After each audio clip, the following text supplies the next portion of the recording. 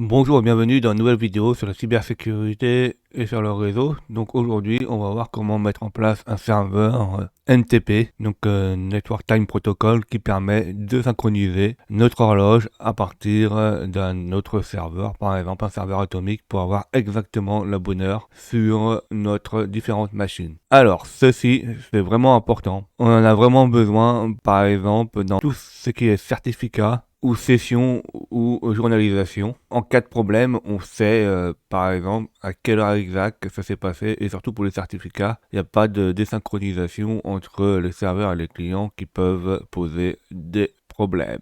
Donc là, on va configurer et installer les différents services NTP. Donc on va commencer par le serveur extranet. Avant de configurer quoi que ce soit, on va voir si c'est synchronisé. Alors, on peut déjà voir l'heure actuelle en tapant la commande date. Et là, par exemple, on voit que chez moi, c'est décalé. Il est 8h08 UTC, alors que en réel, il est 9h08. On a une heure de décalage. Alors, ça se trouve, le fuseau horaire que j'ai mis est pas bon. Donc, pour voir si le fuseau horaire n'est pas bon, on peut faire un time date CTL. Et là, on regarde quel fuseau horaire il est. Donc ici, on voit qu'il n'y a aucun fuseau horaire qui a été établi. On est en ETC, UTC plus 00 et que c'est pas synchronisé avec aucun serveur NTP. Alors, il y a une commande pour lister les time zones suivant où vous habitez.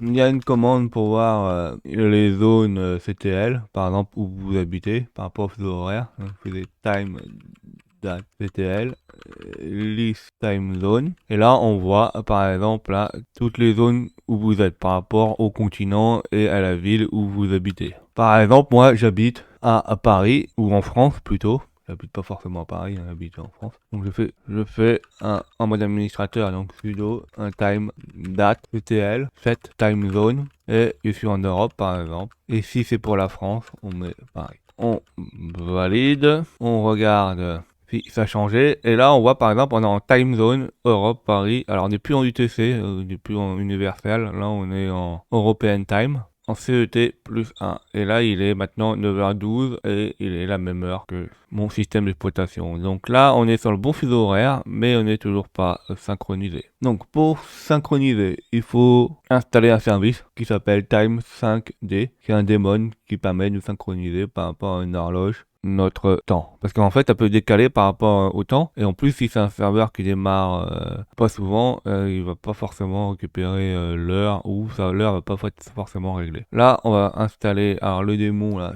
system time 5D. On fait un sudo apt install systemd time 5D. Il va pas synchroniser. Donc là, il est en train de nous l'installer. Donc c'est bon. Maintenant, il faut lui dire de synchroniser sur le serveur NTP. Donc ça, il faut faire un sudo time, donc le date CTL, lui dire qu'on configure le NTP, donc on fait un set NTP, et mettre la valeur à vrai, donc à true. Donc c'est mis. On peut regarder le résultat en faisant time.tl, et là on voit que système clock est synchronisé, donc le système d'horloge est bien synchronisé et que le NTP service là est actif, donc active. Donc là, tout est configuré parfaitement. Alors, on peut faire la même chose pour les autres serveurs sous Linux. Donc là, on ne l'a fait que sur l'extranet. On peut faire sur le routeur. On va faire exactement la même chose. On fait un sudo time ctl set time zone pour régler le fuseau horaire. Donc là, il est réglé. On installe la synchronisation à partir de système D, donc time D.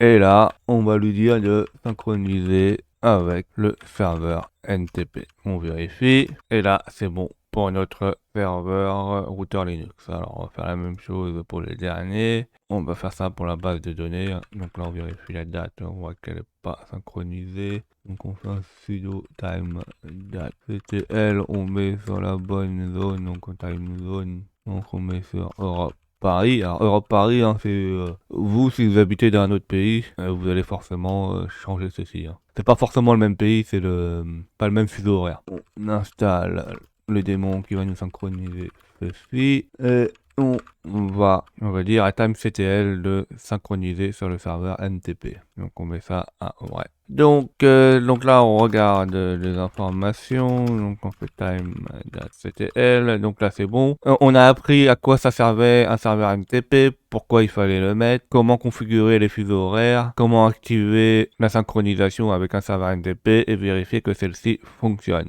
J'espère que vous avez appris beaucoup de choses, n'hésitez pas à mettre des commentaires pour que j'ai des retours, mettez des pouces bleus, abonnez-vous et surtout cliquez sur la cloche de notification pour être au courant des nouvelles vidéos qui sortent.